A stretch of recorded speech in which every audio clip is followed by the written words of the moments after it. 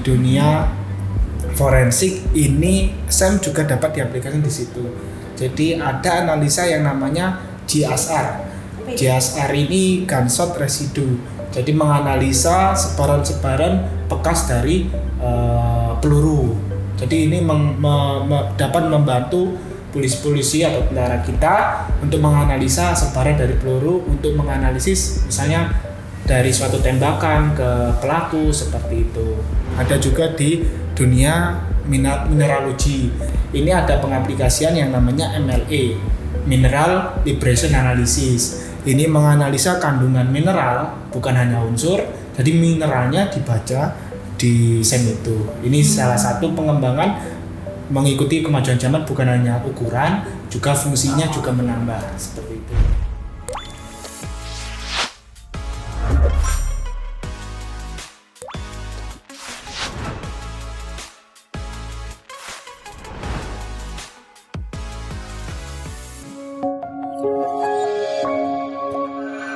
Hai, selamat siang Sobat FMM. Kembali lagi bersama dengan saya Tasya dalam program Famous.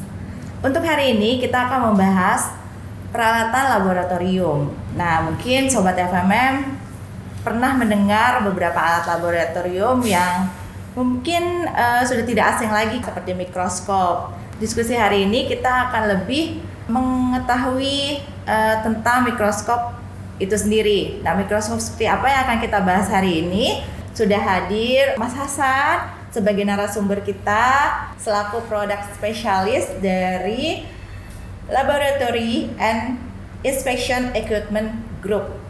Nah, kalau kemarin-kemarin kan narasumber kita bapak-bapak ya, kalau sekarang mas-mas ganteng, masih muda. Selamat siang Mas Hasan. Selamat siang Mbak Tasya. Terima kasih sudah menyempatkan waktunya hadir. Ya, terima kasih telah diundang di acara podcast kali ini. Sama-sama. Mas Hasan ini susah loh karena dia sering perjalanan dinas. Jadi sungguh berterima kasih sekali sudah menyisihkan waktunya untuk bisa berbagi sharing ilmu, pengetahuan bersama kita semua. Oke, langsung. Tidak. Saya yang mengucapkan terima kasih telah diundang di acara yang kece ini. Wih, luar biasa. Oke, langsung aja ya kita masuk ke materi nih. Nah, Mas Hasan ini kan produknya nih spesialisnya khususnya di alat laboratory dan inspection ya. Nah, kita juga ketahui untuk teknologi saat ini kan terus berkembang, terus maju gitu. Nah, itu ada nggak sih Mas Hasan pengaruhnya dengan alat laboratorium yang digunakan? Dan menurut Mas Hasan sendiri bagaimana tuh keterkaitan antara alat laboratorium dengan teknologi saat ini, dengan perkembangan teknologi saat ini?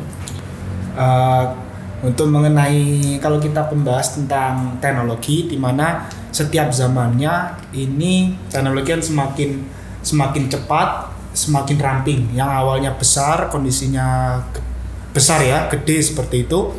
Kita seperti contoh dulu PC atau komputer, personal komputer ini yang awalnya besarnya satu gedung, sekarang dirampingkan hanya seukuran meja, lebih kecil lagi seperti itu. Ini tidak luput dengan yang namanya nanoteknologi atau nanomaterial, di mana nanomaterial ini perlu adanya inspeksi khusus. Ada alat penunjang untuk menginspeksi material-material yang terkandung dalam teknologi tersebut.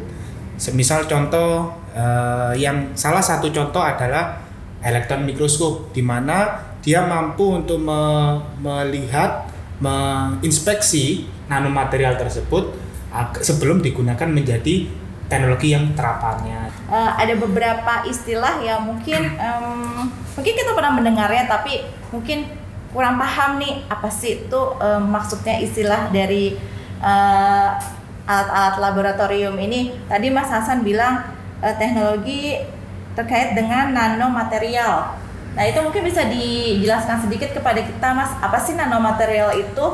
Jadi yang seperti namanya nanomaterial. Jadi material yang berukuran nano. Nano ini berorder 10 pangkat minus 9 meter. Artinya ukurannya 1 kali 10 pangkat minus 9 meter. Bisa dibayangkan 1 meter aja ukuran segini, ini 10 pangkat minus 9. Jadi 0,00001 ya, seperti itu. Karena ukurannya kecil, jadi perlu suatu alat untuk melihat, untuk menginspeksi material tersebut agar penggunaan material tersebut ini bisa berfungsi dengan baik di teknologi saat ini, seperti itu. Jadi nanomaterial itu lebih ke sampel ya, bahan yang ya, akan diteliti. Ya, kalau kita biasanya orang laboran, peneliti ini bilangnya sampel. Kalau orang industri juga bisa disampel atau raw material. Bahan awalnya seperti itu. Sebelum bahan awalnya ini digunakan, diaplikasikan ke teknologi yang saat ini biasanya diinspeksi seperti itu. Dan ada pun alat-alat inspeksinya, Mbak Tasya. Yang pertama ada elektron mikroskop, salah satunya seperti itu. Berarti bisa disimpulkan nanomaterial ini adalah sampel yang akan diteliti dengan ukuran yang sangat kecil. Jadi dibutuhkan alat khusus untuk menganalisa sampel tersebut ya, agar lebih akurat lah untuk hasil penelitiannya, kurang lebih seperti itu ya Mas Hasan ya. Nah tadi Mas Hasan kan juga nyebutin ada mikroskop elektron. Nah nih, apa bedanya dengan mikroskop yang biasa, biologi yang biasa digunakan di laboratorium? Seperti namanya Mbak Tasya, elektron mikroskop atau mikroskop elektron ini pembacaannya bersumber dari elektron. Jadi elektron ini seperti listrik, ada beda potensial, ada tegangan yang sangat tinggi hingga ukurannya kilovolt, sehingga menciptakan elektron gun, tembakan elektron dihasilkan itu yang dibuat untuk membaca. Jadi yang biasanya kita gunakan di mikroskop biologikal ini cahaya sumbernya bisa dari LED atau bola lampu atau cahaya matahari langsung gitu. Ini kita ganti atau ada fungsi lain yaitu menggunakan elektron. Kenapa kita harus menggunakan elektron? Kalau saya jelaskan lebih lanjut ini terlalu fisik. Jadi lebih simpelnya gini, karena cahaya ini memiliki panjang gelombang yang terbatas yang tidak mampu untuk membaca di ukuran dari melebihi batasnya, sehingga diperlukan elektron karena panjang gelombang elektron gun ini lebih kecil sehingga pembacanya lebih kecil, dapat digunakan untuk membaca lebih kecil. Seperti itu. Jadi itu kurang lebih penjelasan terkait dengan mikroskop elektron itu sendiri ya. Jadi dia basic penelitiannya itu pakai elektron. Ya, elektron. Jadi menggunakan elektron ya. Ya, elektron. Bukan cahaya. Bukan cahaya. Oke. Itu mungkin bedanya dengan mikroskop biologi yang biasa digunakan di laboratorium ya. Nah, itu kan tadi bedanya nih. Untuk penggunaannya sendiri itu samakah dengan mikroskop laboratorium atau dia mempunyai industri yang berbeda penggunaannya, pemakaiannya dari mikroskop elektron ini sendiri? Secara fungsi pengaplikasian seharusnya sama. Jadi sektor dari mikroskop ini seharusnya bisa dilakukan oleh sektor elektron mikroskop. Namun terkadang ada pembatasan. Pembatasannya ialah ketika seperti contoh sampel cairan. Di elektron mikroskop ini ada keterbatasan karena yang digunakan melihat ini elektron di mana menghasilkan panas. Nah, sampel-sampel cairan ini tidak maksimal dalam pembacaan. Jadi untuk sampelnya biasanya di wet sample atau sampel basah ke atas, sampai sampel basah, sampel konduktor, non isolator, sampel kering, sampel bubuk ini bisa. Jadi ketika ditanya pengaplikasiannya, ini bisa di dunia industri. Industri ini meliputi dari otomotif, dari F&B, kemudian uh, dunia penelitian juga pasti dibutuhkan oleh balai-balai riset dan juga dibutuhkan oleh universitas-universitas, karena sekarang universitas bahkan tingkat sarjana biasanya sudah menggunakan elektron mikroskop karena analisanya sudah nano seperti itu. Jadi kan apalagi di Indonesia tidak mau ketinggalan dari universitas negeri atau luar negeri gitu ya.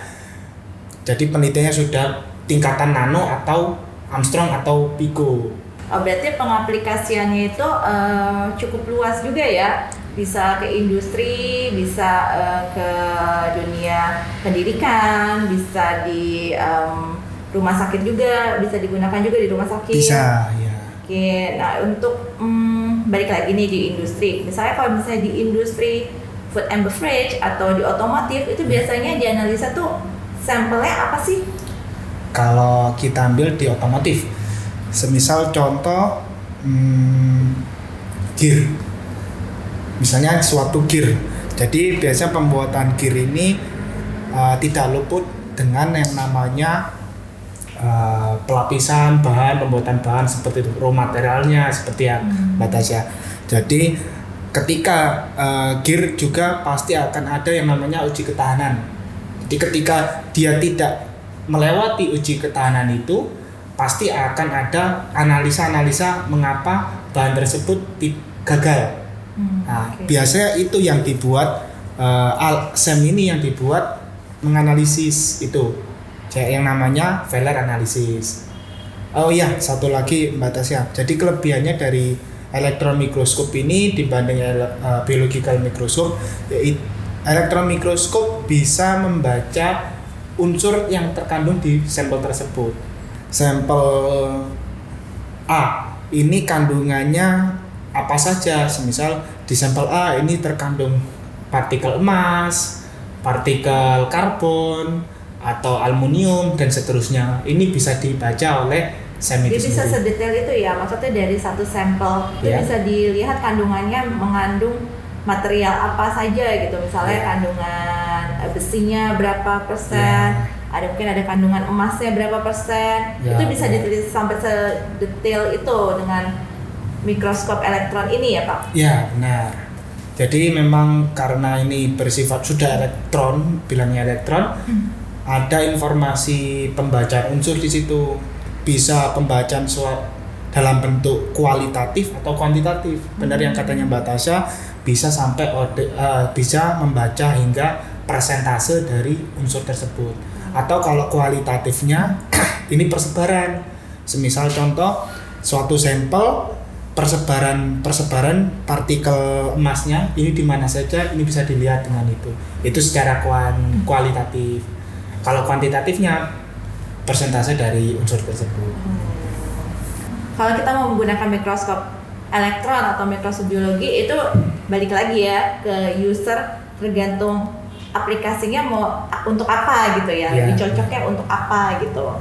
Kita menganalisa suatu bahan ini harus tahu apa yang tujuannya seperti analisanya untuk apa, goalsnya untuk apa gitu ya. Semisal contoh sampelnya ini darah, kita tidak harus selalu menggunakan SEM karena sampelnya darah, sampelnya ini basah atau cair seperti itu. SEM ini memiliki ketebasan dengan pembacaan bahan cair. Berarti kalau bahan cair tidak direkomendasikan untuk menggunakan mikroskop elektron ini ya Pak, lebih baik menggunakan mikroskop biologi. Ini kembali lagi tergantung goalnya. Tergantung. Ya, jadi semisal kalau darah dilihat cuma keping darahnya, ini di elektron mikroskop bisa, tapi tidak sedetail karena kan tujuan dari penglihatan darah kan membutuhkan informasi warna dari darah tersebut. Nah, di elektron mikroskop ini tidak memuat informasi warna itu. Kalau misalnya kayak di mikroskop biologi kan saya pernah denger nih, sampel itu bisa diwarnain. Gitu. Nah, kalau di mikroskop elektron sendiri tuh sampel diwarnain juga nggak? Bisa diwarnain, tapi warna ini mengandung dari unsur tersebut. Oh, beda. Jadi ya. persebaran unsur, misalnya dari suatu sampel, unsur emas ini warnanya merah, unsur besi Fe ini warnanya biru. Jadi ada merah dan biru. Itu memuat informasi dari kandungan unsurnya, bukan warna dari si sampel seperti itu. Dan contoh lagi ketika pengujian cairan atau berbahan cair untuk melihat suatu virusnya karena di saat pandemi ini kan berlomba-lomba untuk menganalisa seperti apa sih bentuk dari virus corona itu, seperti ya Mbak Tasya. Jadi di elektron mikroskop ini dapat dibaca nih bentuknya seperti apa. Ini bisa, tapi ada aksesoris tambahan. Jadi ada namanya in situ atau cold stage. Cold stage, si cairan ini dipelihara untuk suhunya minus, dimasukkan di dalam ruang pengujiannya. Setelah itu kita bisa lihat, karena ukurannya kecil dan elektron mikroskop mampu untuk melihat sekecil itu, jadi bentuk dari virusnya ini bisa terlihat. Semisal contoh pengaplikasian untuk melihat bentuk dari virus itu, karena ukuran virus ini berkisar satuan sampai ratusan nanometer, di mana membutuhkan perbesaran yang tinggi, bisa sampai jutaan kali. Ini tidak untuk mikroskop biologikal terbatasi untuk membacaan itu, sehingga disitulah posisi elektron mikroskop berfungsi. Jadi untuk membaca hingga berukuran 0 poin atau satuan nanometer hingga di orde ratusan nanometer seperti itu. Jadi kalau untuk mikroskop elektron ini dia sampelnya itu yang ukurannya nanometer.